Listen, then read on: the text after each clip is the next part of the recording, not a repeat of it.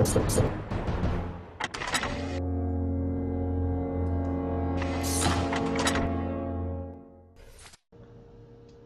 I put the book in my bookshelf. You know, it's still there, by the way. Maybe I ought to get it out and send it to you. Maybe you can make heads or tails of it. But what is geocentrism and what is the common theory, which is heliocentrism? Would you please explain those two, geocentrism versus heliocentrism?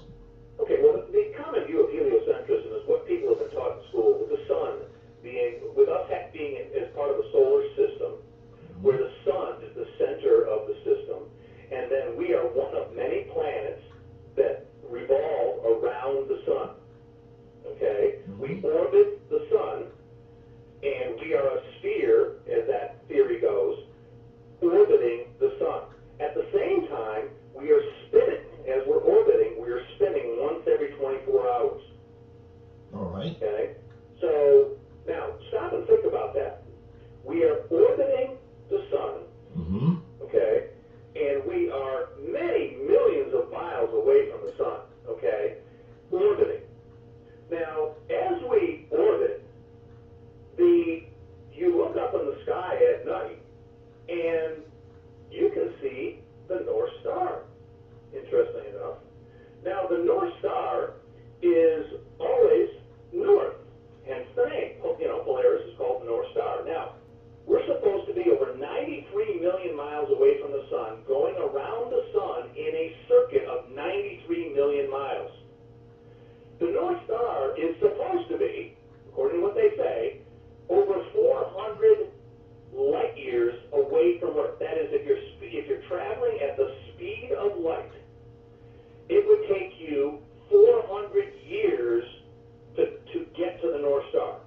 So, 400 light years away, it's north of us. Now, this is what they say. I'm just telling you what the heliocentric view is.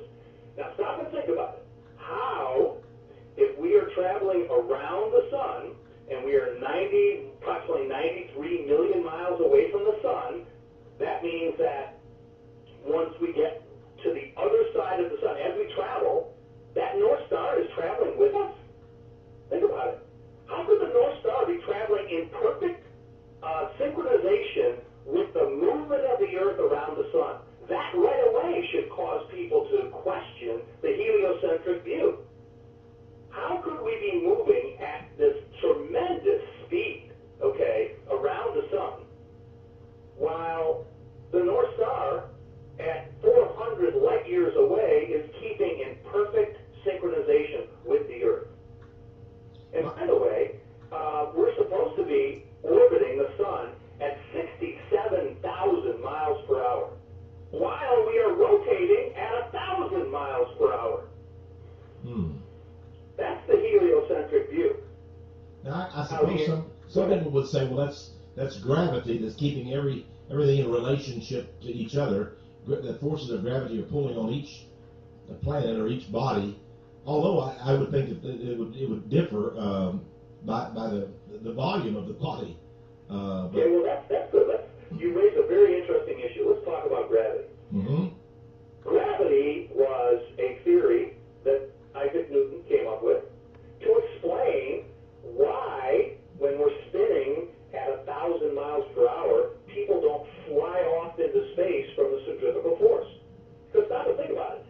If the Earth is approximately 25,000 miles in diameter, and it rotates once every 24 hours, that means that the Earth necessarily, at the equator, is spinning at the rate of approximately 1,000 miles per hour. Okay?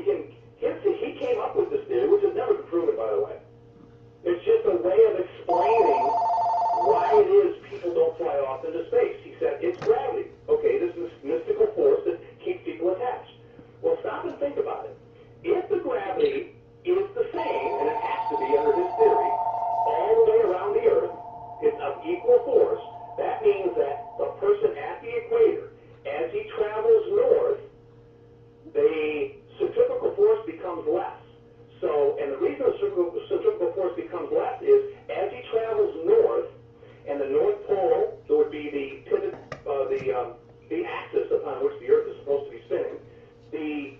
The Earth's diameter actually gets less with regard to, in relation to the spin of the Earth. So as you travel north to the Tropic of Cancer, okay, the spin will be less than it would be at the equator. As you go into the United States, it's probably approximately 700 miles per hour, let's say. If you travel north even further, and let's say you get to within 100 feet, okay, of the Arctic Circle, okay, if you get within 100 feet of the Arctic Circle, you would be crushed by gravity. Why is that? Because you would be traveling at about 1/4 mile per hour, according to the spinning Earth theory.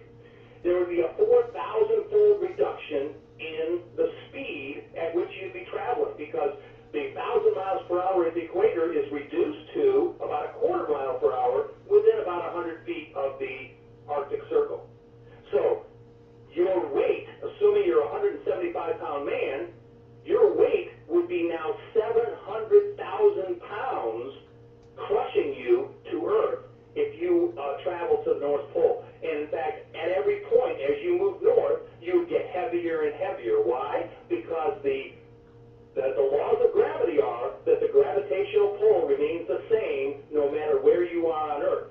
So the gravitational pull that acts against the 1,000-mile-per-hour spin at the equator is the same gravitational pull that would act against you at 100 feet from the Arctic Circle, which means that force would be 4,000 times the force that you would be feeling at the equator. But you would not have the same centrifugal force. I'm a little confused here. This, I'm gonna let. There's a lot of people here that listen to this program that are very intelligent. They're lawyers, they're doctors, they're plumbers and carpenters, but they're very intelligent. I'm gonna let them calculate that. It's pretty heavy, but I'm thinking of the same in relation to gravity. If it's, if we feel the same. If I go deep into a cave, I feel like the force of gravity is the same as if I'm out of the cave. I don't know why that would be, though. I mean, there's